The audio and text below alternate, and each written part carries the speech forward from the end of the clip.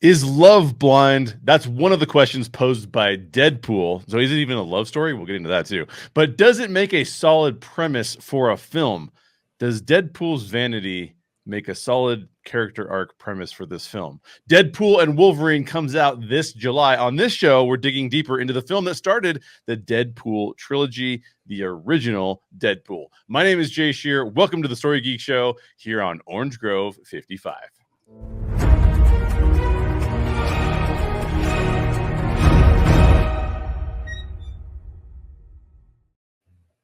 As always, I am joined by a fantastic panel of some of my good buddies. We got Tonez over here, Tonez TV from the Bad Thoughts podcast and Bad Thoughts Studios. And by the way, your Bad Thoughts Studios channel has surpassed the Bad Thoughts channel podcast channel in subscribers. And Tonez does an amazing job of talking through Game of Thrones. He's reacting to trailers over there. He's had me on several times. It is a phenomenal show. Tonez, tell the folks a little bit about what you do over at Bad Thoughts Studios and Bad Thoughts Podcast. Yeah, of course. First, I want to thank you guys for inviting me. I love watching the Story Geek show. It's really fun. And, I'm a story geek myself, so love to join. But yeah, on Bad Thought Studios, we do pretty much movie trailers, reactions. We talk about a lot of Game of Thrones. I'm a huge Game of Thrones nerd.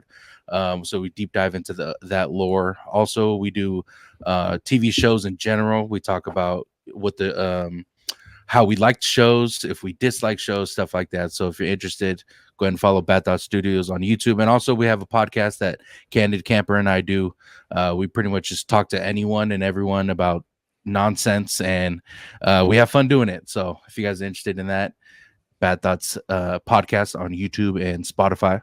And if you guys want to find me on social media, Tonez_TV on all platforms. Yeah, go check him out. Check him out. He's got good things to say. And then, of course, the original gangster of the Orange Grove Network, OG55 down below. How you doing, OG? Very well, thank you, Jay. It's always fun talking shop with you. I love doing these Story Geeks episodes. I appreciate you, brother. And looking forward to talking about some Deadpool. Yeah, me too. And where can people find you?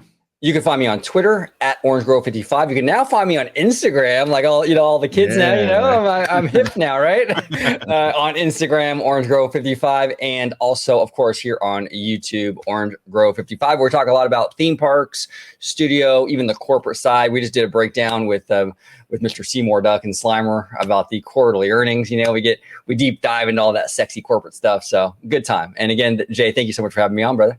Yeah, of course. Always great to have you on. Always great to do a show on this channel. We haven't done a Story Geek show since December.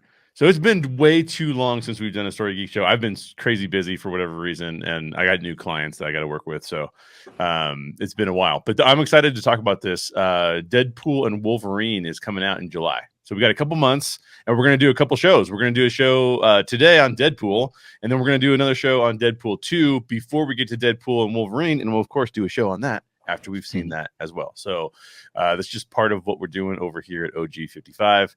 And we're going to get for those of you who have watched Orange Grove 55 but maybe never seen the Story Geek show, the purpose of the Story Geek show is to dig real deep into the story and see how it's both impacted us, impacted society, how the story works, whether it works in the context of all the other stories that are being told, like in the MCU in this case. And it's a good time. So we're going to get deep. We're going to get deep into stuff right here. So glad to have you guys on board with us doing this. So my first question, and I'll start with you, Tonez, on this one. Deadpool came out in 2016. And that was the same year that Doctor Strange and Captain America Civil War also came out, right in the middle of the MCU's ludicrous 20-year run. The MCU had a 20-year run, or a 20-movie run, I should say. It was like more like a decade, where it was just killing it. And at that time, Deadpool was not actually part of the MCU. At that time, that was a Sony property. It was not a Disney Studios release. It was a Sony release, which is why they could get away with the R rating and not be controversial. Well, it was a little controversial, which we'll talk about. But now Deadpool is part of the MCU. Official announcement, part of the MCU. Deadpool and Wolverine is the first MCU film with Deadpool in it. So here's the question I have for you, Tonez, and then you too as well, OG. when you look back at Deadpool, because I watched the film this week again just to kind of get more familiar with it. I've seen it a couple times already, but wanted to see it again. So when you look back at Deadpool, how well do you think Deadpool as a film fits into the overarching MCU? See, the thing, it was so unfortunate that it was just its own standalone film. There was no kind of connection to the MCU, which was really unfortunate, like I said. But it was such a good kind of outlet when it came to a superhero, because you don't get that kind of rated R and that kind of banter that he has. Like, we had a little bit of banter when it came to Iron Man, but it wasn't as extreme as Deadpool, you know. And you know, I don't want to say they dropped the ball by not putting him in sooner, because it was back then it was a very great movie series going on.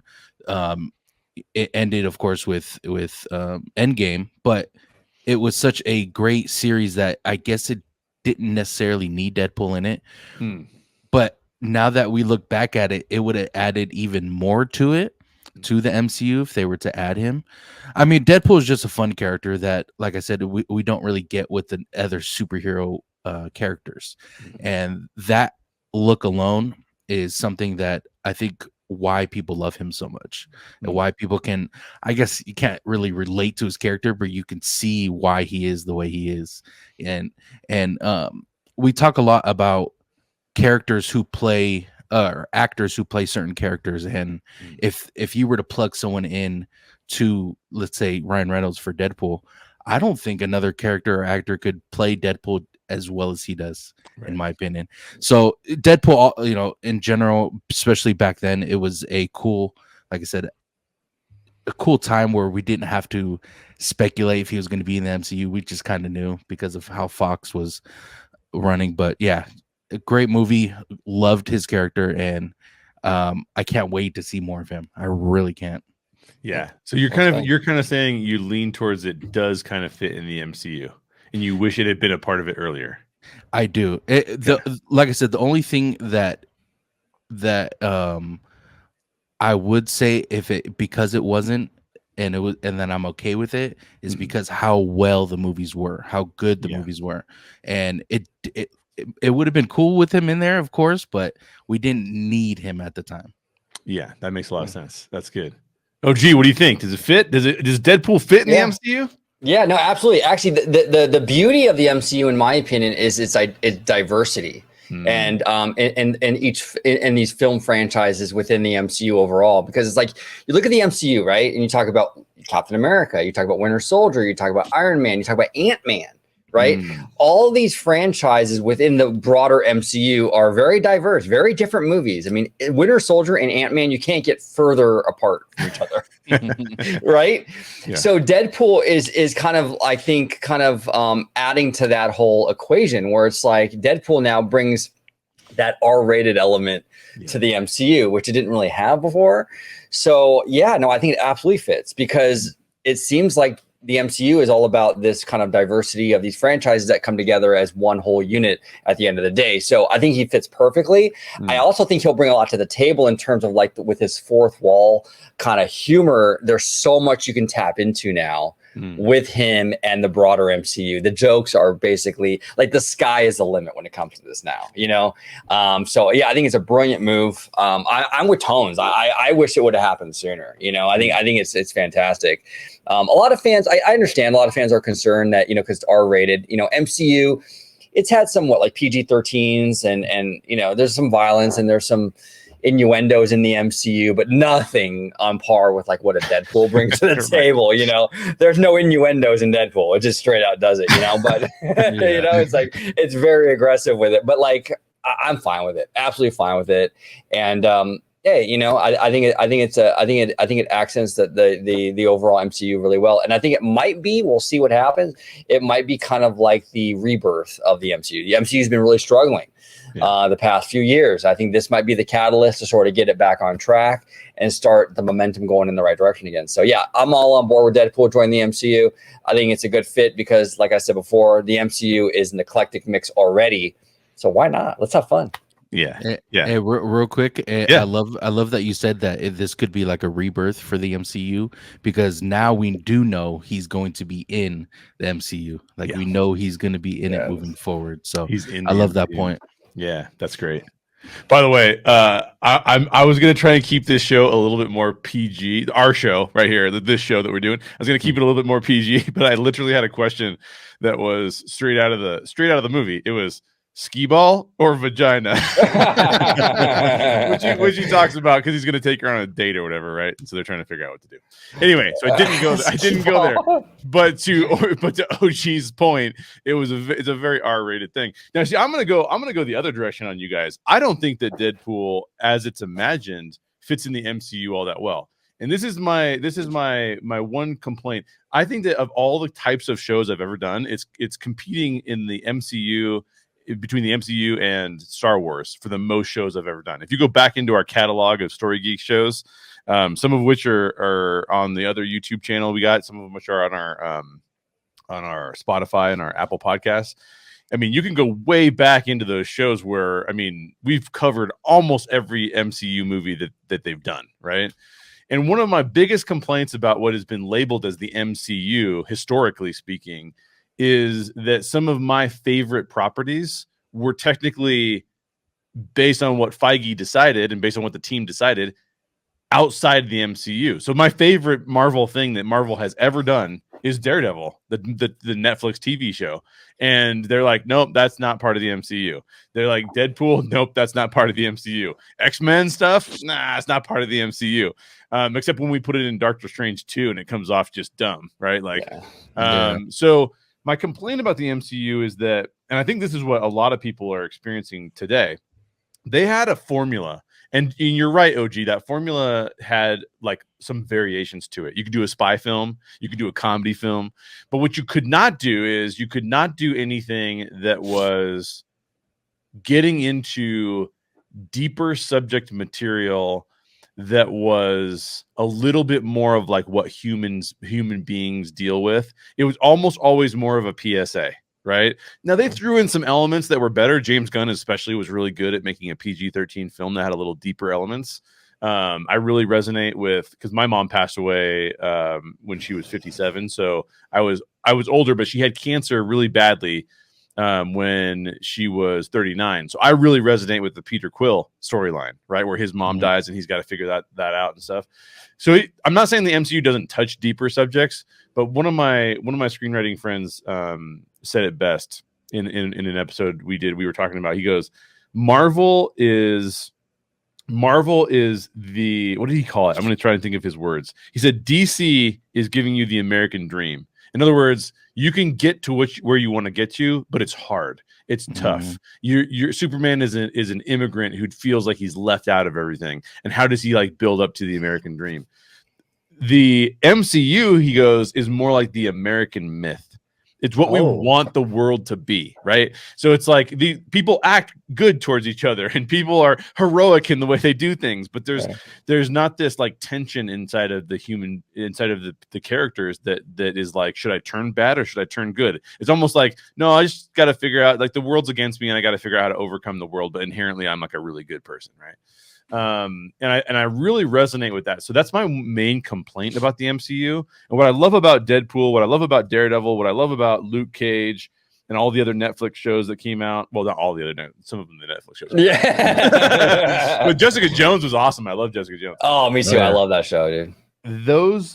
They took time to say, what are people really dealing with, and what are some of the big questions that people really have, and let's get into those things. And so I'm gonna lean towards the, I don't think it fits into the MCU as much, and I think that was more than anything, it wasn't the R rating about, for me, whether or not Deadpool and Wolverine will fit into the MCU. It's not the R rating.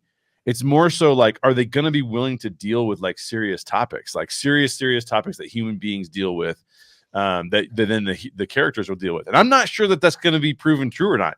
He's going to say the F word a ton. We know that from the trailer. But we don't know that he's actually going to deal with things the way that, like, maybe some of the other characters were dealing with stuff from the Netflix series. So I'm really looking forward to it. I think that Ryan Reynolds is actually a great addition. But let's face it, when the MCU tried to branch out into other storytelling techniques, they did not go down that like deep people route. They went into like, let's just do like situational comedies and stuff like with She-Hulk, and that did not work. So I'm hoping that I have a lot of degree, like, so I agree with Tones. Ryan Reynolds is the man as Deadpool. He's perfect at it. Even the jokes about him making fun of himself as Green Lantern are hilarious, you know? Yeah. He's great at that fourth wall stuff. Sean Levy is directing Deadpool. He's been highly involved in Stranger Things, which is one of my favorite shows of all time. He's directed several episodes of that. So Hugh Jackman is not my favorite Wolverine, but he's such an amazing actor that like he makes Wolverine work, even though he doesn't look anything like the character from the comics at all. He's like, how about we take a Broadway star and put him in a film and make him Wolverine? You're like, what? That's not going to work. And it works great, obviously. So I think that this movie is going to be really strong, but I'm still not sure how they're going to fit Wolverine into the MCU, especially since they got to bring the X-Men into the MCU, right? And that's going to be real interesting. But they're already gearing up for that because X-Men 97 has come out on Disney Plus, so they're kind of building out that, hey, like Disney's getting its feet wet with the X-Men thing. So I think it'll be good. I think it'll be really good, but I'm curious to see how it turns out. Well, and I'm curious to see how much Deadpool is weaved into this broader MCU. Yeah. Because that also makes or breaks things a little bit, right? Like, okay, so is he going to be like is he going to be like as involved as like a Thor, right? Is he going to be ingrained in the MCU going forward, where he's a mainstay in all these movies? Yeah. Or is he going to be more a little bit like he's a part of it, but there's always like that arm's length where it's not like he's in it, but he's not like in it. You know what I'm saying? Right. So that matters too, I think, a little bit. Like, how much is he going to be involved? You know, Deadpool. You know, now Wolverine and the X-Men, they're all in. I think that they're going to really go full bore with those guys. But with Deadpool, I'm not sure exactly how much they're going to go with him, because, like you said, you put Deadpool in any movie, it's R-rated already. Yeah. Yeah. I mean, you can't. Okay, for example, you have an Avengers movie Avengers 5 coming out.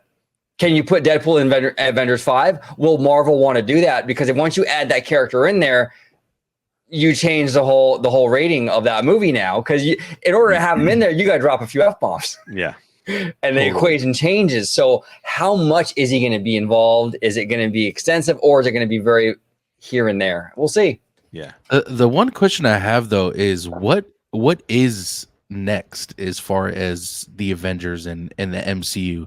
Like, there's no like definitive road that we see coming. Like we thought the Kane thing was happening. Now it's not Kane Dynasty no more. It's Avengers 5.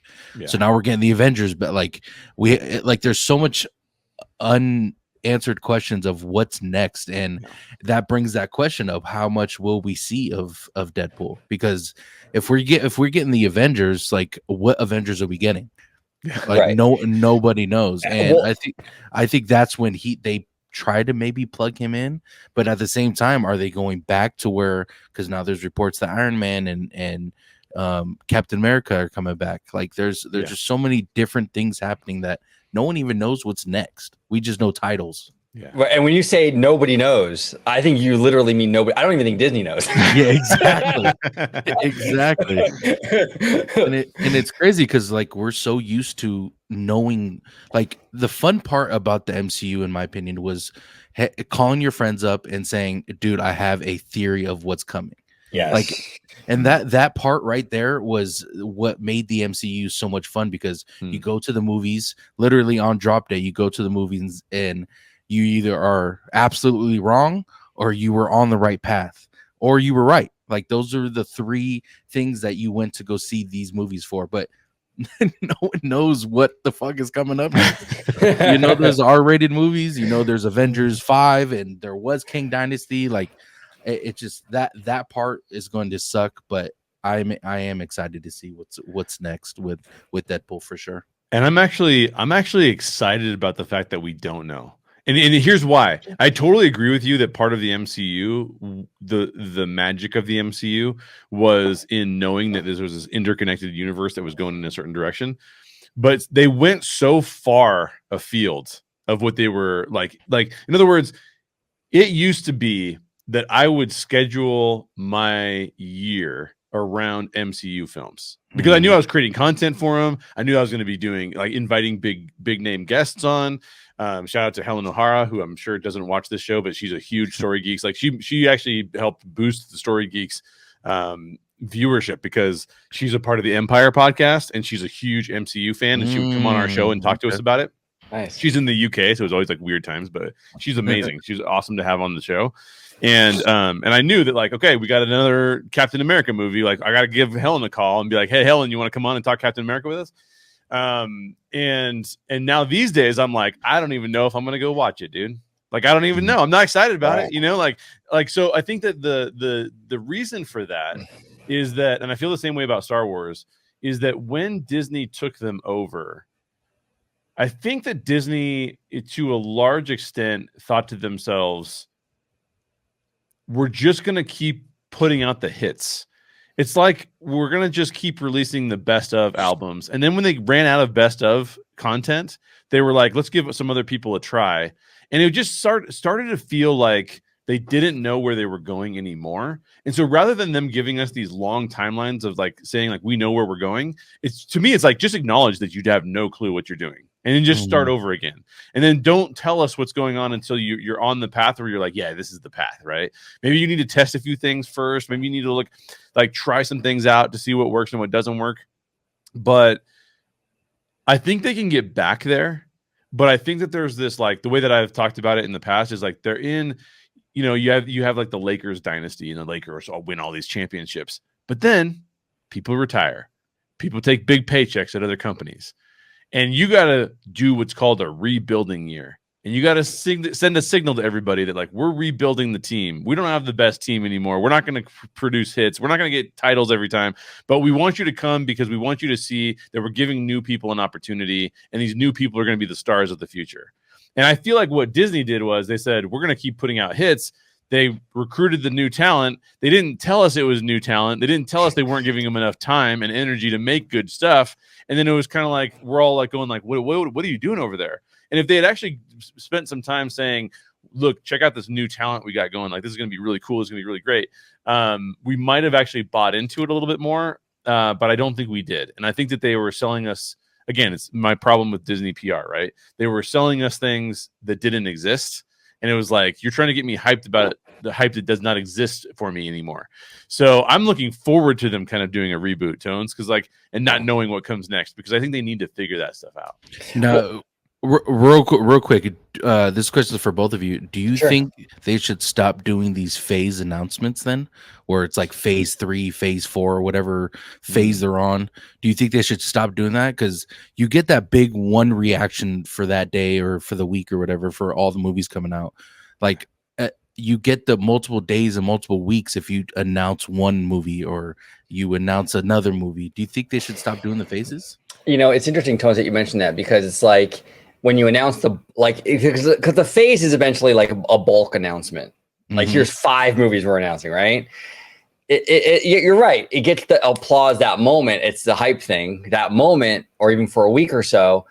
But then you kind of paint yourself into a corner, because now you're locked into that.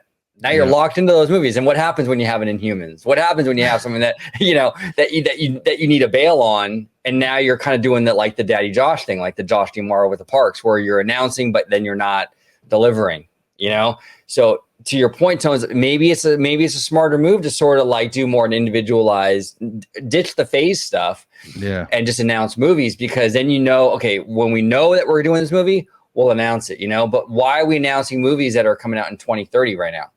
You know what I'm saying? Because a lot can change between now and then, you know? So what do you think, Jay? That's interesting. No, I totally agree with that. I mean, like, look, let's just say like every tag at the end, the after credit scene tag, that was a PR move. right? It was a PR and marketing move. Didn't have anything to do with the story you were watching. It was about the next story you were going to see. Exactly. We used to see Thanos show up in the tags, dude, and be like, oh my gosh, what is Thanos up to? The Doctor Strange tag has a character that nobody knows, and you go, Charlize Theron is dressed up in a weird costume, and you're like, okay, well, I don't know what that means or where that's going. Obviously, some comics fans do, but I didn't hear even the comics fans who knew who that was right off the bat. None of them were like, I'm so stoked for that. That sounds awesome. So, so here's what happens when you're running the hype train, right? And by the way, like somebody like Taylor Swift is just like master of the hype train. I mean, like, dude, I'm telling you, no one does it like Taylor. No one does it like Taylor. I don't even like Taylor Swift, but I just have respect for the marketing aspects of what she does, right? Because what Taylor Swift does is she comes in and she goes, I'm going to drop something on you tomorrow. Beyonce did the same thing, by the way. I'm going to drop something on you tomorrow. You didn't know this was coming out. Boom, new album. But then there's also the moments where it's like, guys, we're going to ride the hype train this time. And we're going to just start hyping this album up over the next year. And then there's the moments where it's like, I'm going to leave you breadcrumbs for you to figure this out later. So that's like the perfect scenario, like 2016 MCU era, right? Where they're like, we're going to drop breadcrumbs. What is that doing? It's doing two things. It is allowing me to live into the hype that I already have for something. And it's also surprising me with new hype that I did not imagine before. Right? That's good PR. That's when you're like, you weren't expecting this or you were expecting this and we're letting you celebrate it. We're letting you have an outlet for your emotions. Bad PR is when it's like, we're going to hype this, but you have no emotional stakes in it whatsoever. And so you're sitting there going like, I mean, I'm not really hyped. So contrast Taylor Swift with Justin Timberlake's new stuff.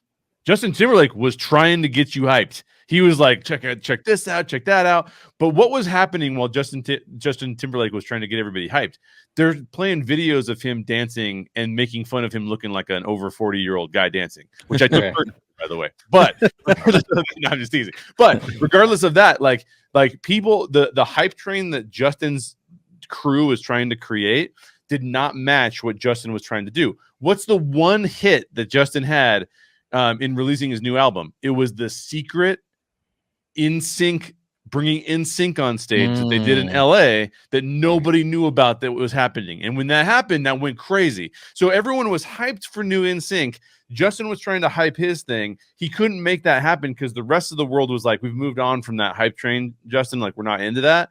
And then he said, well, okay, fine. Well, I'll bring NSYNC on stage. And he got a pretty big hit for doing that. So PR is essentially a very difficult art form. But to me, what the MCU has done is it's shot itself in the foot because it's almost impossible to hype the MCU at this point in time. So that's my reason, Tones, for let's go back. Let's first of all do some things that actually do hype people up. They know that people are hyped for Deadpool and Wolverine. It's huge. You're getting Deadpool in the MCU. That's a big deal. Some of us never thought that would happen. And you're also getting, you're introducing the X-Men into the MCU with the most popular X-Men of all time. The one that's had the most movies created of them too, right? Like, so this is the hype train to ride. This is the hype train to ride. But notice that it's not tied into all these other things that are coming in the future. We're keeping that tight to the chest. Like, we're letting you kind of see what comes out. So I think this is a really good methodology for them to continue down this path. It's smart. And X-Men 97 has been an incredible hit. I mean, I've been seeing like Josh from Den of Nerds, all people like just real diehard Marvel fans praising this thing. I haven't seen it yet, but I'm going to binge it. I'm going to binge the whole thing. But I mean, if they can tap into some of that energy with this, I think they'll be golden. Because from everything I've heard, I haven't heard any divisiveness in regard to that series at all. I saw a couple of the grifters on YouTube who complained about the wokesters and stuff. I saw a couple of them like getting after it. But yeah, our buddy Modern Mouse Josh from Josh Taylor, he's hyped on it too. He says it's awesome. So I need to watch it too. I mean, it's one of those things. It looks incredible, and I love the way that they kept the animation style of the old 90s cartoon. It looks like hand drawn, and I know the process has changed since then, I'm sure. I mean, there's a lot more computer, even though it looks like hand drawn. It's probably not as hand drawn as it was back then, but I don't care. It looks dope. But yeah, you're right. You're right though. The grifters, they did sort of do the woke thing. I think there was like a non-binary thing or something. Oh, was there? Character? Yeah. Or something they had problems with, but it seems like the vast majority of people are really loving this thing. So yeah, tap into that energy. You know, when you do X-Men, whatever they did with that show, whatever people they had involved with that thing, go ahead and kind of transfer that over, and I think you'll be good. You know, how cool would it be if they did a live action version of that show but didn't tell anybody? You just like tuned up to watch, and like it's all these like stars playing those roles. That would be legit. Yep. That'd be awesome. Anyway. Awesome. All right, so my next question is going back into that rated R portion of this, right? So Deadpool isn't the first rated R Marvel film. I had to look this up because I didn't know which one was, but the first rated R Marvel film. In fact, I'll give the viewers a chance to guess. Guess what was the first rated R Marvel film? I think you're gonna guess one of them, and it's not. It's not Blade. So just so you know, it's not Blade. The first rated R Marvel film goes all the way back to 1989 when Dolph Lundgren played the Punisher. And that movie was crazy, by the way. Like, I watched the trailer. It looks nuts. I need to go watch that movie. But Blade was also R-rated. And then there were several other Punisher films that were also R-rated because the Punisher is, again, like a Deadpool character. Doing a PG-13 film of them is pretty challenging. By the way, the Punisher on Netflix was also awesome. I love that series. Amazing. I would love to see John Bernthal show up in a film like as the Punisher, because that dude is just legit as the Punisher. Yeah, I agree. But here's my question for you. I'll start with you, OG. Sure. Deadpool was the first R-rated film to come out during the MCU run. So all the other Punisher films and the Blade films, those came out technically before 2008. And so there were no Marvel films. I don't believe Venom was rated R. Venom, I'm pretty sure, is PG-13. So no other films came out during the MCU run that were rated R that were Marvel besides Deadpool. So what does this do to the Disney brand? I know they're breaking ground here in a lot of ways. What is being a rated R film? What are the positives and what are the potential negatives? Okay, so here's the thing. I've said this many times. Like, if you're gonna buy, if you're Disney, right, and you're gonna buy something. So when they bought ESPN by default, when they bought ABC back in the 90s, well, once you own ESPN, you can't Disney-fy ESPN. That's not fair to sports fans. I'm not a sports fan. I don't care about sports. I don't know who even played the Super Bowl. I have no idea. I'm not into it at all, right? Taylor Swift, dude. Taylor Swift was in the Super Bowl. There we go. Exactly. She was there. I know that much, right? You know what I'm saying? But like, yeah, that's the thing, right? Like, it's like, so if you're gonna take something like sports, and there's a lot of controversy around ESPN recently with like Chapek and stuff, because Chapek wanted to do sports betting. I'm like, and I was like one of the few Disney fans on Twitter, like, what's the big deal? Like, it's sports. Like, sports fans come to expect this kind of thing. And if Disney's going to buy something like ESPN, that's a big part of that sports world. You have to respect that world that you just inherited. You can't go in there and be like, no, we're going to insert our Disney values or our Disney mission statement on you now. You're forced into the Disney-fied sports world. Like, you know, that's not fair to sports fans. They didn't sign up for that. You know what I'm saying? So I feel the same thing with Deadpool. Like, okay, Disney bought Fox. Well, Deadpool fans are expecting R-rated Deadpool. Yeah. So it's not fair for Disney to come in there and be like, yeah, we bought you. Now you're PG. Yeah. Sorry, tough luck, Chuck. You know, that's not really fair. That's not fair to Deadpool fans. So I think it was the right move. Like, this is a R-rated character, so you had to respect that. And also, in terms of it just being R-rated even before Disney, I think that when it comes to certain characters and certain IPs, there are certain things that are appropriate. Like for example, like you have to look at each character, like Punisher, Deadpool, what have you, and decide, like, okay, what is the best approach for that character?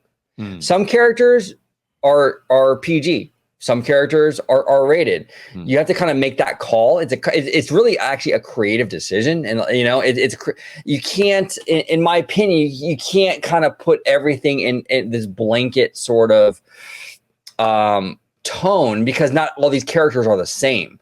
So my approach for a Deadpool is going to be different than my approach for, say, Captain America, right?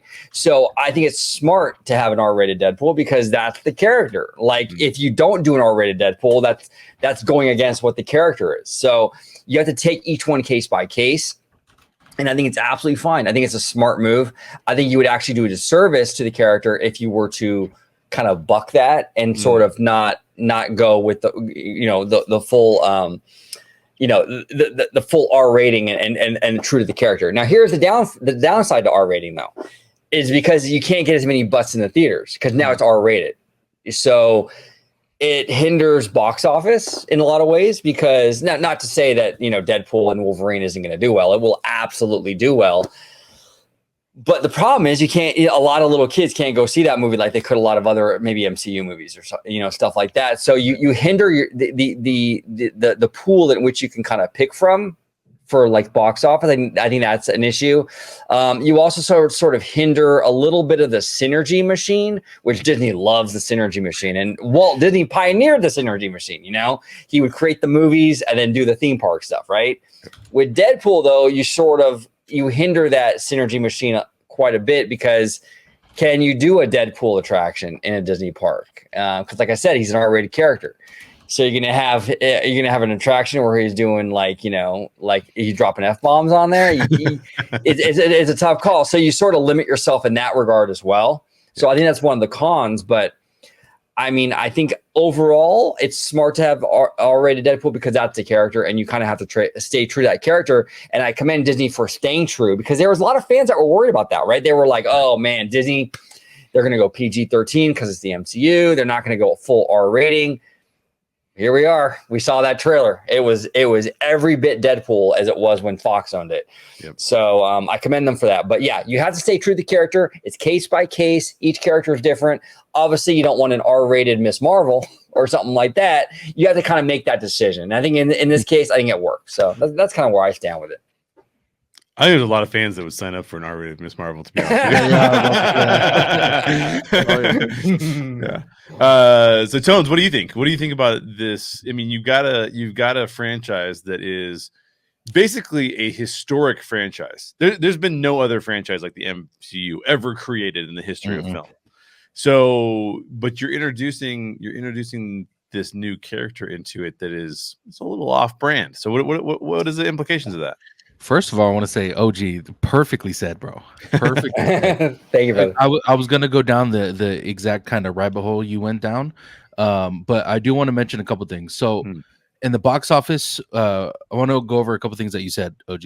The box office thing, you are absolutely correct. It could put a dent in, I guess, those numbers, but I think Deadpool, like you said, it will be fine.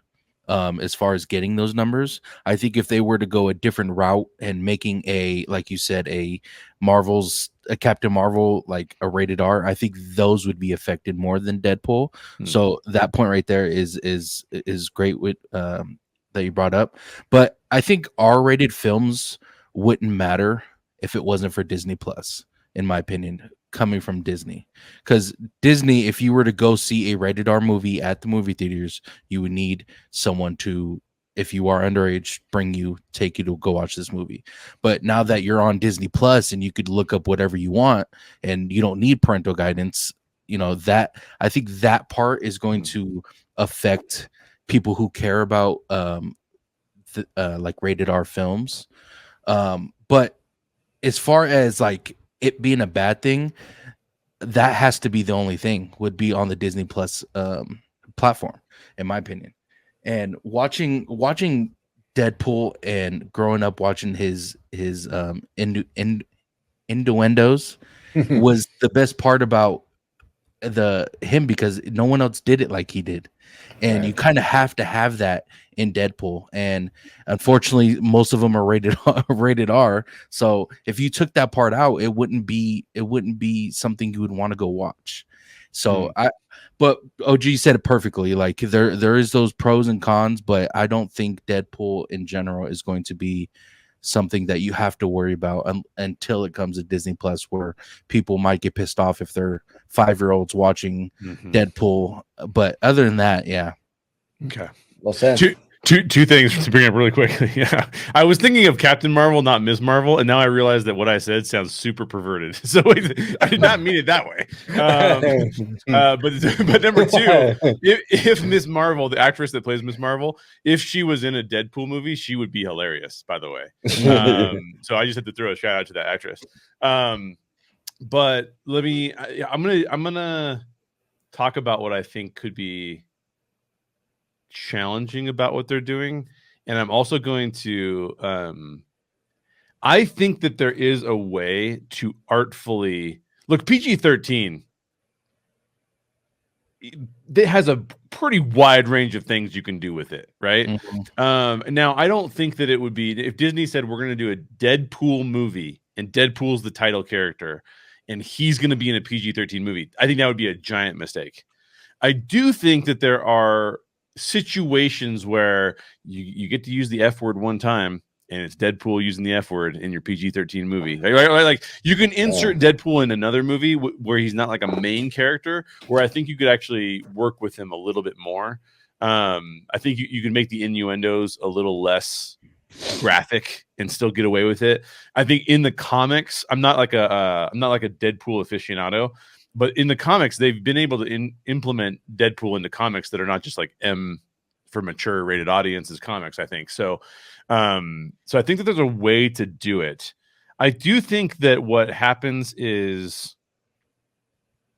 I think Disney's going to need to start figuring out how to send the signal of what shows and movies and films are beyond the PG-13 rating and which ones are not. Because like when we talked about the Deadpool and Wolverine trailer, one of the things I was really surprised by was that they didn't put a red band warning on it at all. They just played it. And I thought like that was a really interesting, not an interesting choice for Ryan Reynolds, because on his channel, when he put the trailer out, I was like, yeah, that makes sense. Like Ryan Reynolds is Ryan Reynolds. He can do whatever he wants. But when Marvel Entertainment put the trailer out, I was like, wow, they didn't put a red band in front of that. Like, and if I'm a parent, I didn't hear any parents get upset about it, but if I'm a parent and I see that Marvel Entertainment has a new trailer out, my first thought is like, yeah, it's fine. I can just have my kids watch this trailer. No big deal, right? Like, I wouldn't think to like, oh, wait, maybe I should not watch this trailer. You know, for those of us who are really into this stuff, we know that Deadpool comes with the red band trailer automatically. Oh, yeah. But for the parent who's like just a general market parent who bought a T-shirt at Target, like they're not going to remember that Deadpool is like the worst, like the rated R version of it. So I totally agree with you, OG. You got to go with what, if you're going to acquire a property and you're going to make money off that property, you have to appeal to the core fan base. You have to, like that is the right thing to say. I do think though it's going to be interesting to see how Disney handles not only the character of Deadpool, but this idea that we're going to be doing mature content and what's acceptable in mature content and what's not acceptable in mature content. Like they even make a joke about it. Like we're not going to be able to do cocaine in the film, right? Yeah. Like, they have a whole joke. Kevin Feige said that they know all the other words, right? Hilarious scene. But also it's indicative of this idea that like there are limits. We don't know what those limits are necessarily, but like, you know, in this film that I watched this week, this Deadpool from 2016, I mean, there's like almost full frontal, right? Like just almost. And are they going to put that in the new Deadpool? Like, is that like, where's the line? Where's Kevin Feige's like, this is too much, this is not enough, this is, and I don't know where that's all going to end up. And so I feel like it's going to be an interesting journey that Disney is going to be on. And I think right now Disney sort of realizes, based on Iger's public comments, he realizes the MCU is not what it used to be, and I can't make money off of it the way that I used to. Right. So I've got to do something different. And if I can if I can bring back Hugh Jackman and I can do a Deadpool 3 effectively, and that can be integrated into the MCU, like that's printing money. There's no chance that this money doesn't, there's no chance that this movie doesn't make money, right? Oh, yeah. So why would you not do it? But at the same time, you're creating a situation where you're going to have to be careful with how you proceed in the future. Well, and it's kind of like, and our last Story Geeks, I believe, was Roger Rabbit, right? Yeah. Yep. And it's kind of like, it was kind of like Michael Eisner in that time had this kind of delicate balance with Roger Rabbit, even where it's like Roger Rabbit, when that movie got released, it was Touchstone Pictures. They wouldn't put it under the Walt Disney banner, right? But then, but it was kind of weird though, right? So the movie wasn't released as wasn't released as Disney. It was released as Touchstone. So it was the implication that like this is too risque for the Disney brand. Yep. Then they turn around and be like, "Yeah, we're going to build a Roger Rabbit ride in Toontown." Like, Right. Okay, that's weird because like you were saying over here, it's too risky to even use Disney's name on the movie. But now you're going to go build a ride. You're going to have the meet and greet character, this whole thing. So Disney has this weird, and they have for a long time, this weird sort of like they're trying to juggle, like they want to get into this other stuff, right? But yet, and they want to make the money on it, but it's like but they don't want to damage their brand too. So it's this weird balancing act, and they've been doing it since Roger Rabbit, or even before. Well, really, since Eisner took over back in the mid '80s with Touchstone and what have you. That it's delicate. You just don't really know how to really approach this stuff sometimes, you know. And Deadpool is sort of the modern version of that, where it's like we want to make money on this thing. It's a fun property, okay, but you know we're Disney, you know. So what do we do, you know? Well, and I think they have opportunities too. I mean, like, I agree with you that a ride's not going to probably work, but if they did a Marvel night, because like they do Star Wars nights at Disneyland, and they had a sign out front of the Deadpool meet that said, "By the way, this is like for adults only, and like there will be innuendos when you meet Deadpool," that would kill. I mean, people would love it if you can meet Deadpool in person, and he's you know calling you names and dude, you know asking if you want to grab his ass, like that would kill. Or you know what you could do, Jay? You could even build a Deadpool bar, because at a bar you have to be 21 and over. Yes, Deadpool bar. Then the you know you go in there. Now, obviously, some of the Disney bars I do see kids in there. With this one, you'd have to have it, you know, enforced, you know, IDs. But that would be kind of fun, you know, like a Trader Sam's where you're drinking and you have Deadpool and telling the jokes and all this stuff. So yeah, you're right. There's possibilities there with theme parks, as long as you kind of like put that kind of like restriction there, you know. Well, in the Roger Rabbit era, downtown Disney was Pleasure Island. I mean, like, so there is a as you're saying, there is a way to do it, right? Yeah. The question is will they, if they do it, will they do it in a way that actually works? Because one of the things that I tend to disagree with all of the woke grifters out there. However, to a certain extent, let's talk about what it means to talk about this woke word that's constantly being thrown out there all the time. Right. What you want Disney to do what it wants because it will appease the fans. What you don't want is some faction or segment of the fans to say, "No, Disney, we demand you do it this way." That's where the wokeness gets out of control, right? It's not like you can't have like Disneyland can't have Pride Night, right? Disneyland wants to have Pride Night, more power to them. Let's do a Pride Night. What you don't want is all of a sudden some segment of the fans, I'll use myself as an example, and they start to say things like, "Disney, I want you to do it this way. If you don't do it this way, it's a giant problem," right? I want to see the candlelight processional, and I want to make sure that it's as biblical as possible. And it better be, or else you're in trouble, Disney. You don't want basically what you want to do is, if you're going to do the candlelight processional, you want to adhere to the wants of the fans that want to show up for the candlelight processional. Right. What you don't want to do is adapt it because some other group of fans is like, "I'm offended and I don't want to see this stuff." And this, so my point is that like when the wokeness is out of control is when Disney doesn't have the creative control over what they're doing anymore, and they're nerfing themselves because they're worried about what the public backlash could be. That's what we don't want. We want Disney doing what it feels like it should do.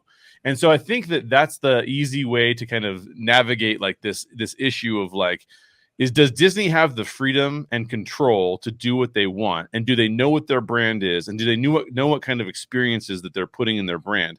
Or is Disney trying to say, well, we don't want anyone to be offended on Pirates of the Caribbean, so we better nerf the entire ride, right? Well, yeah, it would be like look, and here's another example. If you want to go Universal, you can even do the same thing with them. Like, if Universal were to listen to like what you were saying, Jay, like certain segments of the population, there's a lot of like hardcore Christian elements out there that would be very much against, or that actually it's on record, they're very much against the Harry Potter franchise because of witchcraft. Yeah. So if Universal were to start to placate those people, wow, we can't have magic in the park, we can't have the spells because these people don't like it, you start to damage your own stuff. You can't get too you can't get too bogged down in like these certain extreme factions and what makes them mad or what makes them offended. You kind of have to do what you got to do. You know what I'm saying? Yeah, it's the same thing. Like the Universal is actually one of that example you gave is one of the best examples because you have two giant Universal do what we want groups. You have the hardcore Christians. Harry Potter is too magic, right? Which is too occult. But you've also got J.K. Rowling is turf, and you shouldn't even have this stuff in the parks because she's a horrendous person, right? Well, okay, now Universal has to come to terms with, okay, we're not really making content for either of those groups, right? Like if those groups don't want to show up. If you think that's the case, don't show up. It's fine. You're free to do whatever you want to do. This is America. We're not forcing Harry Potter down your throats. We're just putting it in a park and making it nice. So I think that's kind of that's a perfect example because you have both sides being like, Harry Potter's not good, and so I think that's a really good example. OG Tones, any final thoughts on this R-rated Deadpool, man? Yeah, real quick, correct me if I'm wrong. Disney makes more money in the parks than any other part of their company. Like that's their main money.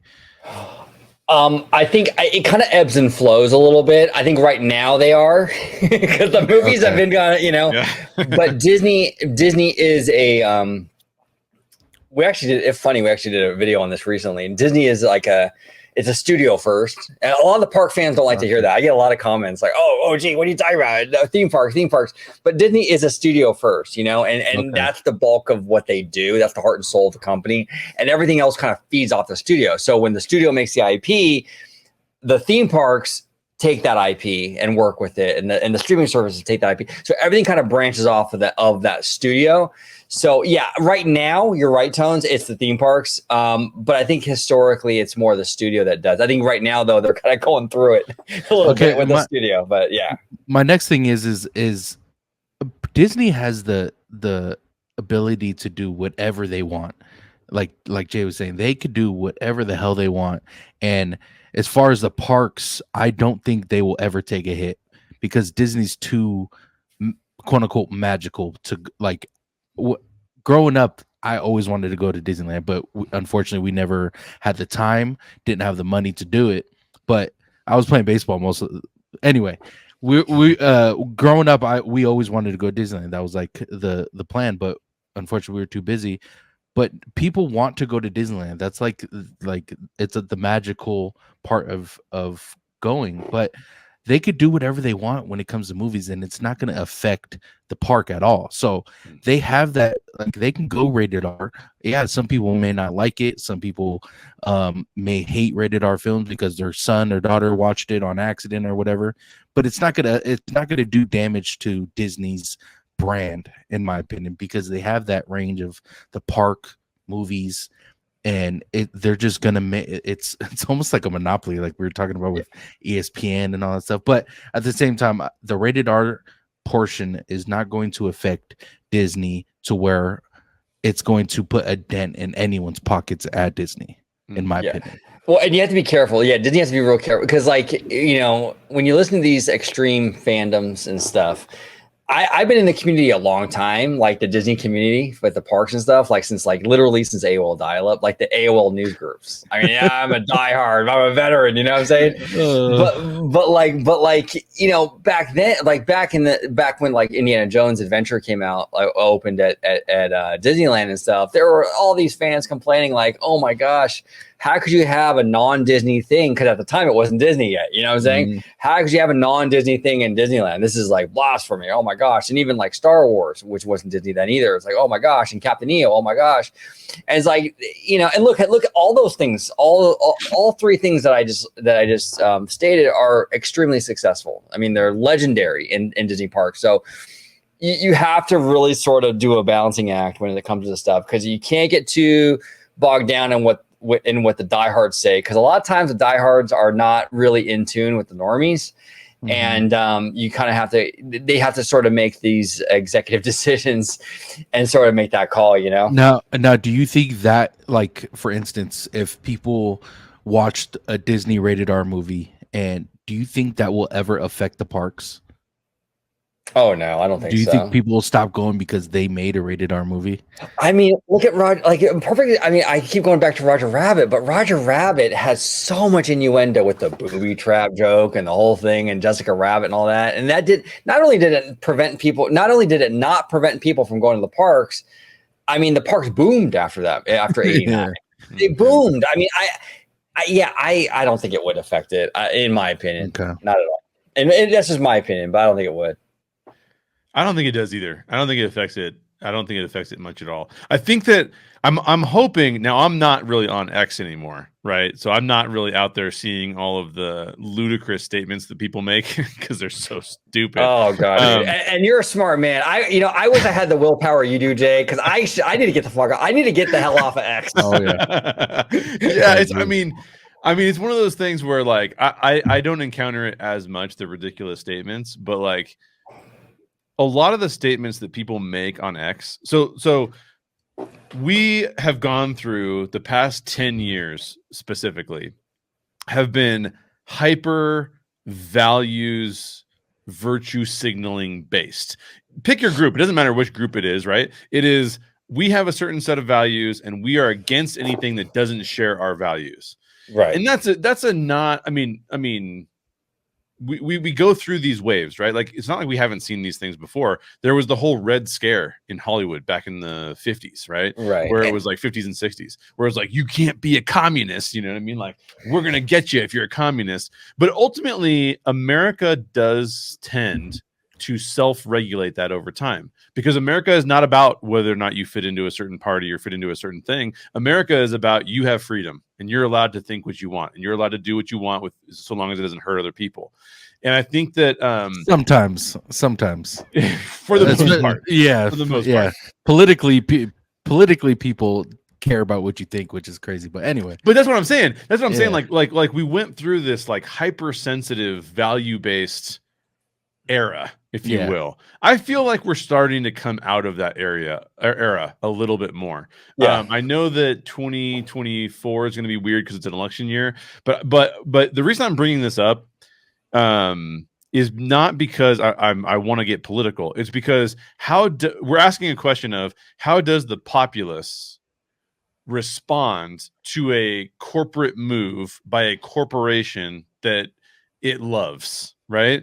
And in my opinion, one of the things that has been plaguing Disney, we saw it with the Ron DeSantis stuff. We've seen it with other stuff that's come up with these political ideologies, these value-based ideologies that are not addressing whether or not the content is good or fun or engaging.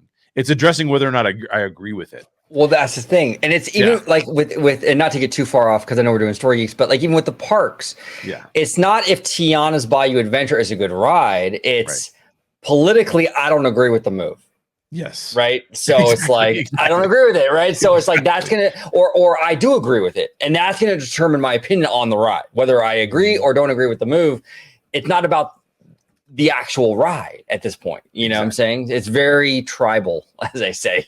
It's very tribal. And I think that we're starting to see the inklings that we're coming out of that. right? You're starting to see guys like Tones and Candid Camper, where you show up to their show and they go, "Don't bring your politics on this show because we don't care," right? Yeah, exactly. And I think that is good for the US. I think it's good for Disney. I think as long as we can get out of this mode of like everything I do has to be in alignment, or everything that I consume or everything that I do, it must be in alignment with my values, because if it's not, I refuse to engage with it. That's a little bit of a ridiculous statement. Let's just face it. And so I think that we're maybe going to enter a better era for that kind of stuff. Well, and you just say Tones was good for America. Yes, I agree. Yeah. One more eagle for Tones and Candid. Perfect. I love it. Right, well, we're already an hour in, and we have only tackled 2 questions. But this is the Story Geeks. This is what happens in the Story Geeks show. So, we've got plenty of time. I got the next question is more of a story question related to the character of Deadpool. So Deadpool's origin story in the film is fascinating because he essentially makes a deal with the devil. In this case, it's Ajax. And what does a deal with the devil look like, right?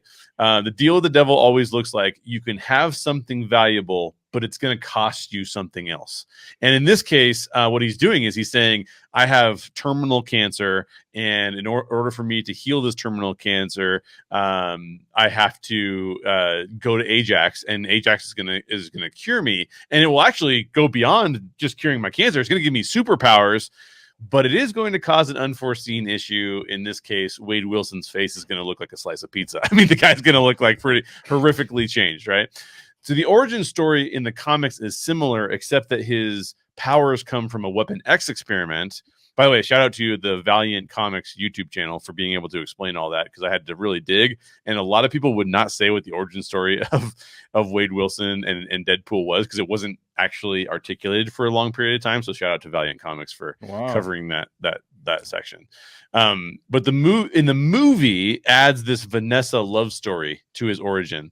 So here's my question. What do you think of the film's adaptation of his origin story by adding Vanessa in, and by making it an Ajax experiment, not necessarily a Weapons X experiment?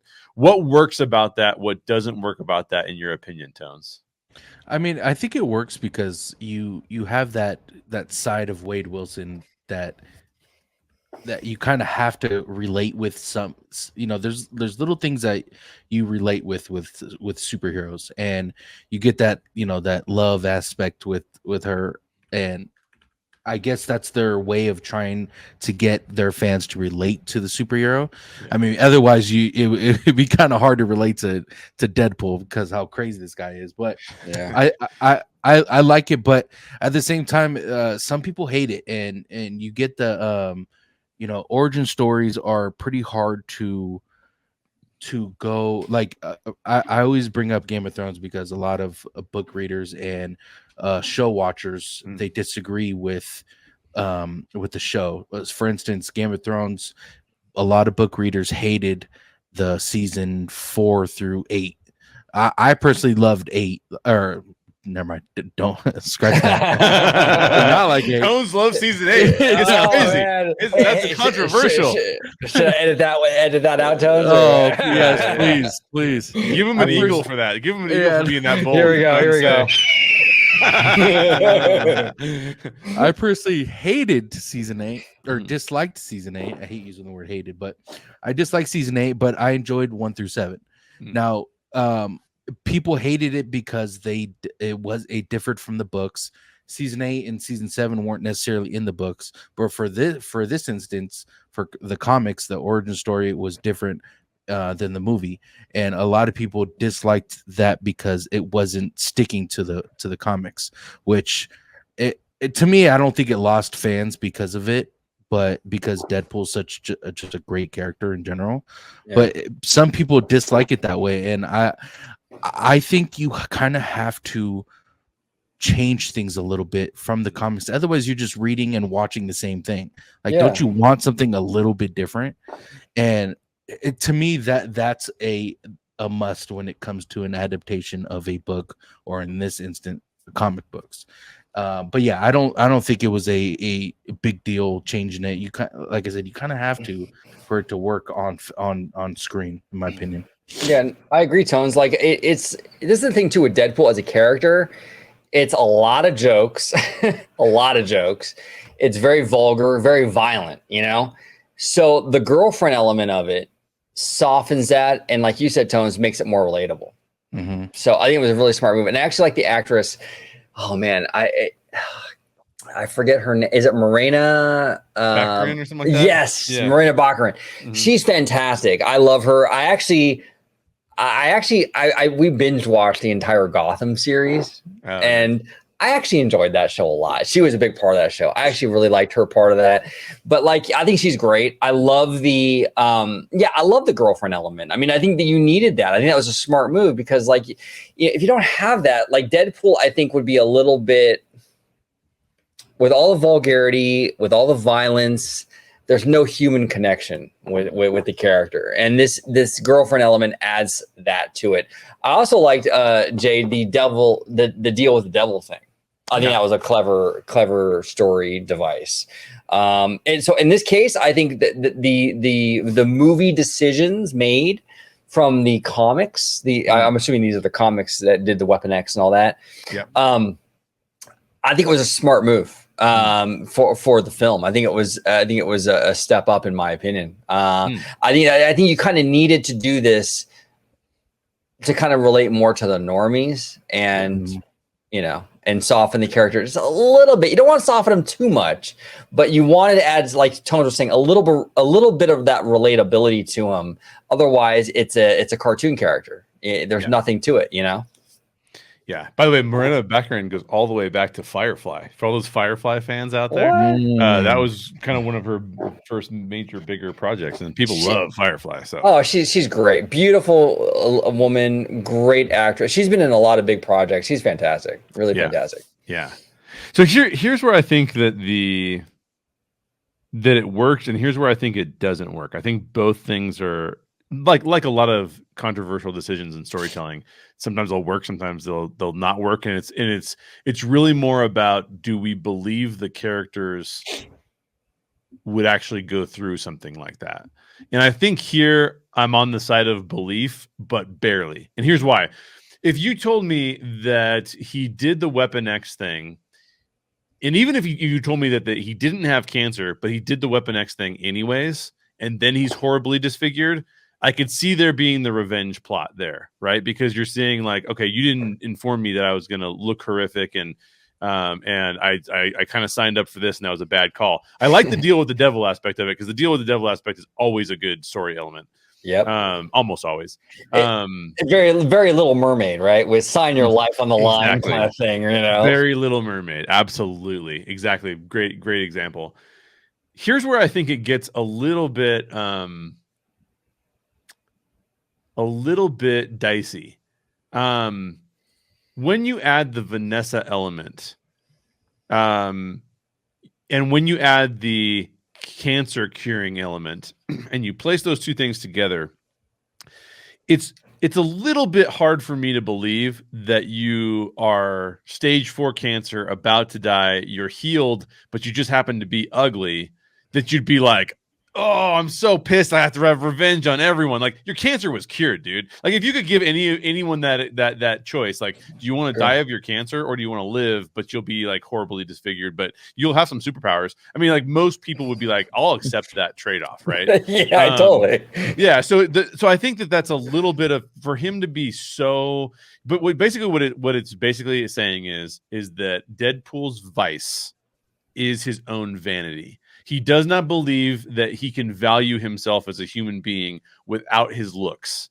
Now, that's not a bad thing to say, but to make it so extreme, and to say that it's one thing if it was like, look, we can give you some superpowers, but we're not going to tell you you're going to be horribly disfigured. And I mean, like that might make you want to have revenge, because you were like, dude, I signed up for this, I didn't realize this was going to happen. But when there's a cancer curing element, it's kind of like, isn't that worth it though? Like, you just got cured of your cancer. Like, right. And on top of that, it actually puts Vanessa. I feel like they could have had a scene where Vanessa was saying like, something, maybe she's joking with her friends and he overhears it and she's saying something like, wow, I really hate ugly guys, I can't stand ugly guys, something for him to be that upset, I think would have been helpful to the film. That would have made Vanessa look like a total jerk, which is why they couldn't do it. But by the way, I love seeing this director portion of Jay, because you could see the story writing in Jay's mind. Right. The wheels start to turn, like, what would I do differently? So I kind of wish that there was a little bit of that element that was maybe just to give us a feel for why he would be so against. Because let's face it, when they meet, they walk through their trauma, right? And their trauma's pretty effed up, right? Like, it's pretty bad. And they start to fall in love with each other. And then you kind of get the feeling that, like, Vanessa is not in this because she loves all the things about his face. You know what I mean? Like right. So for him to be so disturbed by what Ajax did, it feels like they need a little bit more Ajax being a bad guy and doing horrific things to more people. Them doing like I would have preferred if it was like he thought that Ajax killed Vanessa or something too, right? Right. And that would have been like, yeah, dude, kill it. You got to kill this guy. Like, he's revenge makes sense. But when it's like, my beautiful Ryan Reynolds face has been messed up, and I'm so pissed about this. You know what I mean? Like, you're like, I don't know, man. Like, it's a little over the top in my opinion. So I agree. No, you're right on this, Jay, because like I didn't even think about that, and that's why you're Director Jay, because you spot this stuff. But like you're right, because it's like, okay, so let's check all these boxes here. You got your cancer cured, and you have superpowers. So not only did you get your cancer cured, but now you have superpowers. Yeah. But you're ugly. Oh my gosh! I know. It's so horrific. Yeah. And on top of that, like, you've had other stories in the past where it's been a little bit more nuanced than this, right? Like, you became a vampire, but the reason that you're so upset is because, one, you can't be attracted to your partner because you all of a sudden have bloodlust on top of just your normal loving, right? But on top of that, you also have this concept that, like, I will now outlive the person that I loved. Now, DEADPOOL doesn't touch that, even though he will definitely outlive Vanessa, theoretically speaking, because he's got the healing factor, right? So, like, so there were some elements they could bring into it that would make it more, oh yeah, that would be really disturbing. Like, if you didn't let me make the choice to be a vampire, or you did let me, but you didn't tell me that I was going to have bloodlust for the person that I loved, or that I was also going to outlive the person that I loved, and like have that be like this horrific experience. I mean, those things could have been worked in. But I don't think the movie is even trying to go that deep. So I don't want to like put too much emphasis on it, because the movie's trying to be like, you know, dick jokes for the most part. So I think that there's like but I do think they could have improved that angle a little bit, and then that would have like bought me into it a little bit more, you know? Gotcha. But I do think that the love story with Vanessa works really well. And I do think that even when they're talking about their trauma, part of me is a little bit uncomfortable, because part of me is, I haven't had that level of trauma. I've talked about my mom having cancer when I was young and stuff like that, but I didn't have any abuse or any of that kind of stuff in my background. And so part of me is like a little uncomfortable that they're joking about it. But also part of me is like, I kind of recognize that if you have gone through some of that stuff and you find someone else who has, that those kind of jokes are acceptable in that setting. If they're okay with it and you're okay with it, and you can kind of like say, that's a past trauma that we share, that we could build a relationship off of how we've been able to deal with it. I think that's actually fair. But it could cross the line if you're not careful, right? Like, it could be like, are we just making fun of trauma as if it's not actually traumatic? Which I don't think they're doing. I think they handle that really, really well. So, you know, I'm impressed with the film in a lot of ways, but that was one way where I'm like, come on, dude, just because you don't look like Ryan Reynolds anymore. Like, how many of us are going to go on revenge because we don't look like Ryan Reynolds? It'd be all of us. Right. And not only are you cured of cancer, but now you have superpowers and you're still mad? Come on. Yeah, exactly. So anyway, I wanted to bring that up because I thought that was kind of an interesting, it's a great interesting way to take it. A great point. All right, so last question on the table, boys, unless you guys want to talk about something else related to this film, because there's so much we could talk about. But one of the things I wanted to talk about, and this is not related to, this is more getting into a Deadpool and Wolverine kind of discussion, which I think we'll do for both podcasts coming up. Deadpool has this really odd relationship with the X-Men. Sometimes he's a part of the X-Men, sometimes he's a villain against the X-Men. It's a very weird it actually makes perfect sense for the kind of character he is. It's almost like an extreme Han Solo, where it's like, I'm making money this time around, so sorry, Luke, I'm going to do whatever I want. But I'm wondering how you guys think this fits, because I mean, if they're really going to stick true to the character, could Deadpool and Wolverine like align himself with Thanos for a minute or two? Like, I mean, like, how does this play itself out? So I'm wondering, like, what do you think about Deadpool's relationship with the X-Men? What should it be? And what are you looking forward to seeing as Deadpool has worked into the MCU some more in this context? It's funny. Yeah, Deadpool is a very edgy kind of hero, or I guess you can maybe even say anti-hero, right? So I think Disney's approach to this, I think, should be consistent with that. Like, he's kind of like you said, Han Solo. Like, as long as I'm making money, right, I'm good. Or even a Boba Fett kind of, right? Yep. So I think that there should be some of that kind of back and forth with this character. You can't Captain America this guy. You know what I'm saying? Right. You got to give him that edge. So I think there's going to be, I think that, and we've seen it too with Disney so far, that they are true to this character. It's very much R-rated. They're in line with what this character is. I think we're going to see a little bit of that there. And you can even see that actually a little bit in the trailer, like hints of that with him and Wolverine. It's not a love fest. It's a little bit of like, okay, we're cool, but we're not that cool. Yeah. That kind of energy. So I think that's going to be the consistent tone, I think, through the next through going forward now with these characters. Is I think that he'll work with them when he needs them, but he probably wouldn't mind backstabbing them here and there, So, and I think that's the way it should be. I think that's the kind of character he is, So that's kind of where I stand with it. Yeah. What do you think, Tones?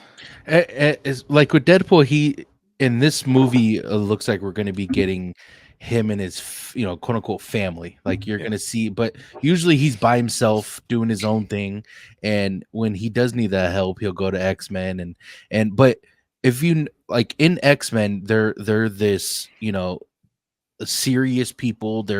They have one job. They were in this school and they have one agenda, and it's to save people and or to save mutants and make them into better people. Like, they're serious people. Deadpool's the complete opposite. He's fucking around, doing his own thing, and he's trying to be on their side, but keep them at a distance, if that makes sense. And I think their relationship it's quite funny. Like, it's and it could be relatable to like almost like a keep your friend or keep your enemies. How's the saying go? Keep your enemies friends close and your enemies closer. Exactly. It's kind of like that saying within that within these two, and it's very fun. It's very fun to watch because you get that seriousness from them, but then the fucking around from Deadpool, and you see them try to like bear with him sometimes, and then they're like against. It's a great relationship. I think they did this perfectly to where when they finally do introduce the X-Men and all that stuff, and you see Deadpool fucking around with them and bantering with them all the time, I think it's going to be some of the best film that we're going to be watching between them two if we do end up getting them together. Tones is hyped, man. Tones is hyped for Deadpool and Wolverine.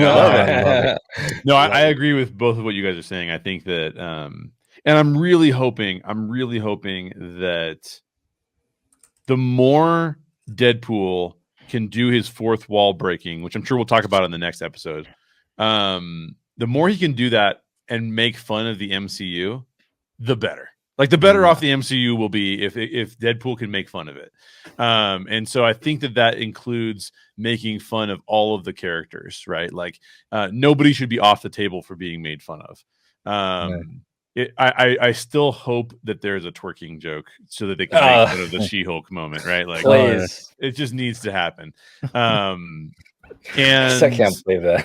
Yeah, that's just wild, right? Like, but there's plenty of those kinds of things in the MCU at this PG-13, point, right? by the way, right? True. She-Hulk? PG-13. Yeah, it was. It was. Yeah, they still got the twerking in there. One more question for you guys. I didn't send this question to you in advance, but if you've got time, I would love to hear your thoughts on this. Yeah. I did a pretty deep study into how you could consider what is a hero and what is a villain, right? And I did it because in doing all these shows about superhero and geek properties all the time, like that's like a predominant theme of like what's heroism look like, what does being a villain look like. And I have a definition that I've come up with, but Colossus has a definition that he comes up with in Deadpool, right? Colossus says you got 4 or 5 moments in your life to be able to do, something good, and you'll be considered a hero. And in the end of the film, basically Deadpool doesn't do any of those things. And so he's like, maybe I'll have 4 or 5 moments in the future. So I'm wondering, like, how do you define in your mind? We actually came up with a Daryl Smith and I, shout out to Daryl, my former co-host of this show. We came up with a formal definition of what we thought the Story Geeks, what it meant to make heroic decisions or be a hero. But I'm curious as to what you guys think. Do you kind of align with Colossus? Do you align in a different way? And is it different for movies than it is for real life? This is an interesting question, Jay, because it's actually kind of pretty subjective. And what I mean by that is Thanos thought he was doing the right thing. Yep. Thanos was the hero of his own story. Yep. Everyone else thought he was fucked up. Right. But he thought he was doing the right thing. He wasn't like a mustache twirling, like I'm here to he thought he was doing the right thing. So it's like even Anakin Skywalker to a lot of, he thought he was doing the right thing, So it's like, what's a hero? Right. So it's like, it's kind of like this very subjective thing where it's like, because you kind of have to take it like, okay, if you're a hero, you're doing the right thing, but what's the right thing? Right, exactly. So that's the problem that I have. Yeah, that's the hard thing. So I it's tough to answer. I think it is kind of a subjective thing, though. I think that it's very much like depending on what you feel is the right thing, kind of determines the hero. Yeah. You know what I'm saying? So that's kind of where I'm at with it. It's a little gray area, but that's kind of where I stand. Yeah. To me, it's more of it's more of like if I put myself, someone else's life or someone else's feelings, if I put their feelings in front of mine or ahead of mine, and that to me is heroic because like you care about their feelings or if I were to save your life more than I care about my own and care about what happens to me. And I think that's the heroic part of what a superhero is. Like you get Iron Man and the whole Avengers, they put their lives on the line to save this earth, this universe. And same thing. It's funny saying this, but Loki literally put his life on the line in the show, and he saved multiple timelines. Yeah. So, in the sense of a hero, those are, but like in real life, like my dad's my hero. He didn't fly down buildings and save people, but he raised me into the man that I like looking at in the mirror. You know what I'm saying? So it is subjective, and I thought OG put it the perfect way. It's what you think is a hero, and can you say Deadpool's a hero, even though he saved multiple lives, but at the same time, it's crazy. It's crazy to think, but the word hero is very, very subjective. It is. Because you're right. Like Deadpool, for example. Yeah, he saved, but he also killed a lot. So the families of the people he killed, he's a villain. Yeah, exactly. Right. So it's very it's very gray area. Yeah. So what the definition that we came up with, and I love what your guys' thoughts are because you're doing exactly the way what we were doing when we were trying to come up with this. Because what we were trying to do is it actually came out of the Thanos conversation, because the Thanos conversation and the Killmonger conversation, because Killmonger and Thanos both have. Oh, I love the Killmonger one. That's a great one. Killmonger is one of the best examples you can use, actually. And the answer to the question is that if you so the heroism and villainism is on a scale, and I think Tones, you nailed it when you said it's about whether or not you're being willing to be selfish or selfless. Yeah, exactly. Right? Yeah. If you're selfish, you're going to probably be on the villain scale. If you're selfless, you're going to be on the hero scale. And the true epitome of a hero is that they are able to be selfless for anybody, including the people that they think are their current enemies. Mm-hmm. So in other words, where you get into problems is that you get into these problems where you'd say Killmonger is a villain for anybody who's not fitting into his demographic population, but he might be a hero for somebody who do fit into his demographic population. Yeah. Now, the reason why I don't think we can call those people heroes or villains is because you walk a very slippery slope if you are willing to say that, like, there's a hero of our team, right? There's a hero of our team. Because let me give you a couple of examples. What if you lived in Germany in the 1930s?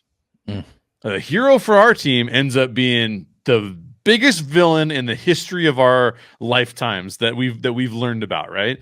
I think there's some other ones, like, you could go for Nero and Genghis Khan. Like, some of those guys are as bad as Hitler was in the 1930s. But think of the German people. He's turning the economy around. He's making our state, which is our nation, which has been looked down upon ever since World War I. He's making us look better. He's like improving a lot of stuff. You got to be very careful to say that the guy on our team is for sure a hero, because chances are he comes with a lot of other problems that make him not a hero. So our definition of a hero was you have to put yourself, and even some of the community that you operate under, you have to put yourself, to your point, Tones, you have to put yourself second in the terms of the global population. You can't choose a team, because even sometimes we were talking, I have a small group that's a part of my church, right? And so they had come over and we were talking about how people are so divisive and they're so much against each other, right? And we were talking about how people in the United States are even against one another because they're not on the same teams.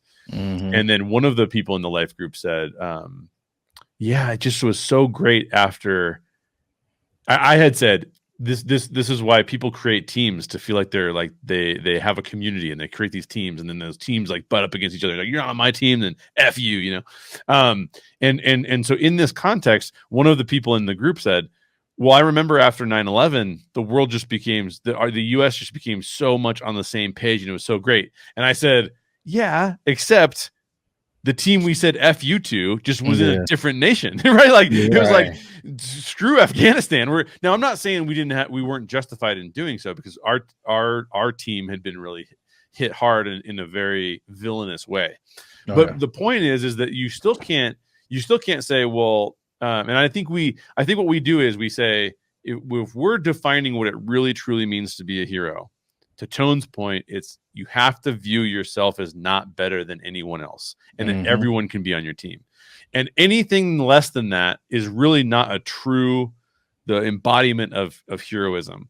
However, because human beings, no one human being is altruistically good or altruistically bad. There's some, as the famous MCU quote, I don't believe anybody's 100% a dick, right? Yeah. Now we make these definitions of like, well, that person was a hero to me because of what they did for me, right?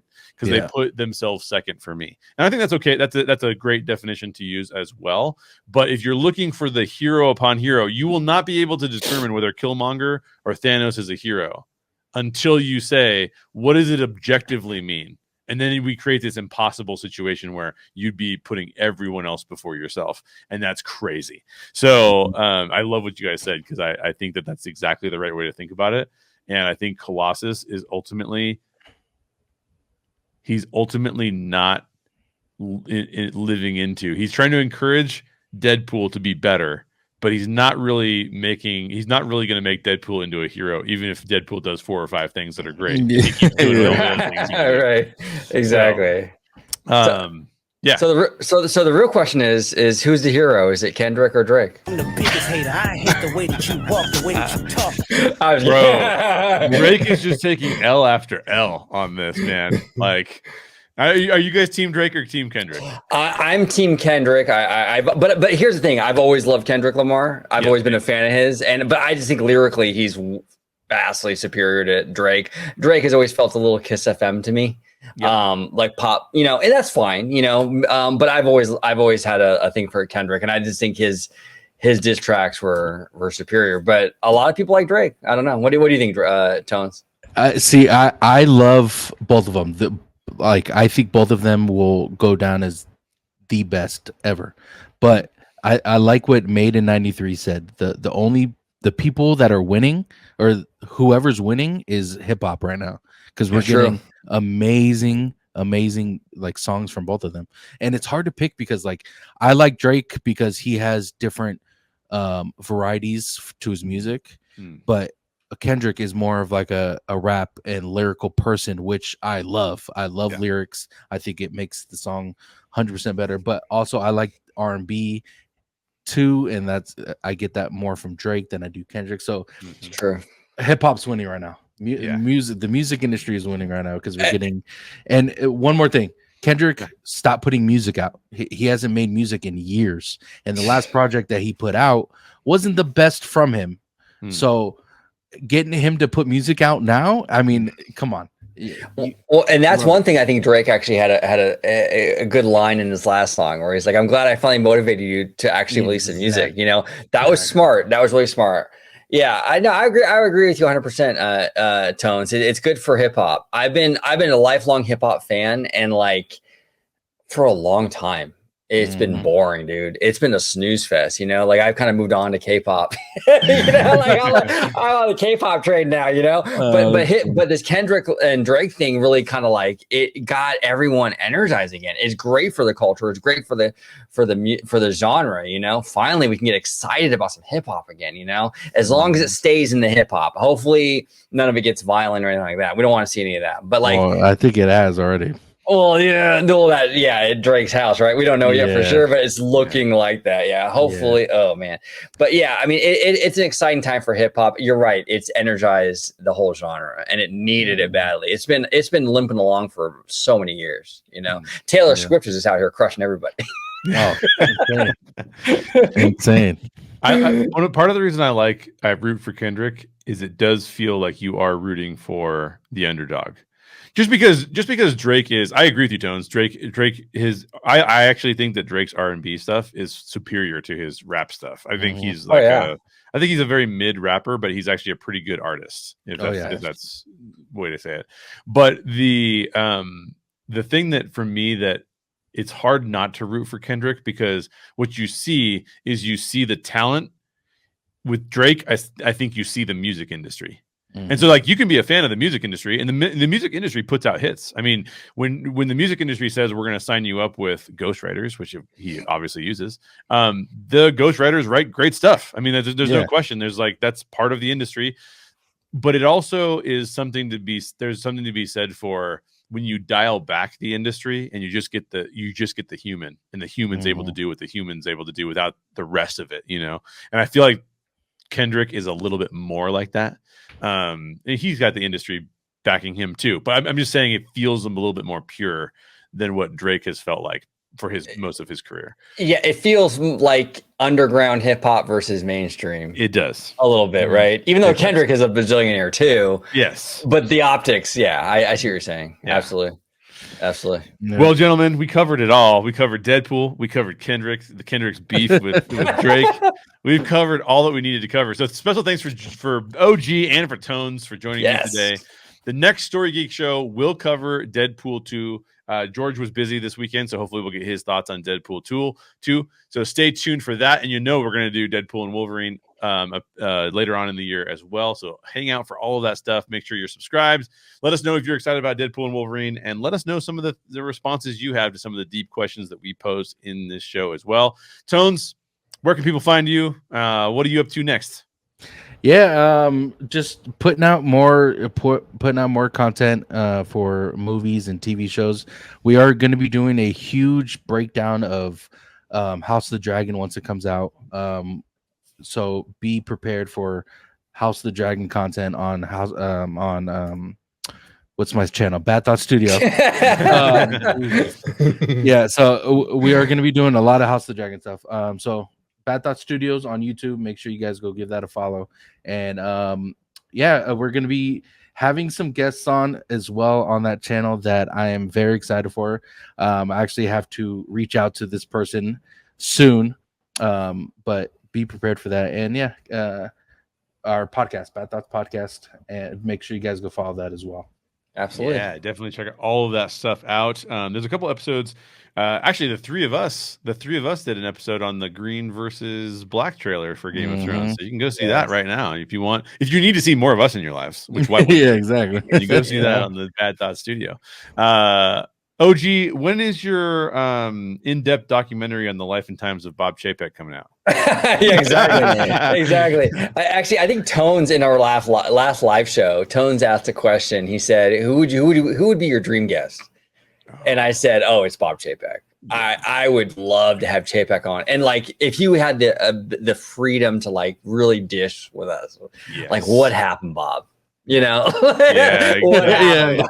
you know, that'd be fantastic. Popcorn. You know what I'm saying? It'd be fantastic. Yeah. But Jay, always a pleasure. Tonez, always a pleasure. Really fun talking Deadpool and just a ton of stuff today, actually, you know, really, really good stuff. But yeah, you can find me here on YouTube, right here, Orange Grove 55 on YouTube. You can find me on Instagram, Orange Grove 55, and you can find me on Twitter at Orange Grove 55. And if you love America, you better subscribe to Bad Thought Studio. That's right. Only true Americans subscribe to that. Thanks for being on, OG. OG is always creating some amazing content around the Disney studios and parks, and it's a pleasure for me to be a part of this network with the Story Geeks, and I'm glad we were able to finally do a show. We're gonna do another show probably in the next few weeks on Deadpool 2, so find us there. I do have no vacancy. I've been talking to my co-director DP Lucas about trying to get it done before June. I don't know that we'll be able to pull it off, but just stay tuned because I think it's going to be an early summer release. So stay tuned for that. We'll see if we can pull that off. It's just only in a really, really rough cut right now. So that's going to take some time to smooth out. But stay tuned for that because it's going to be really fun.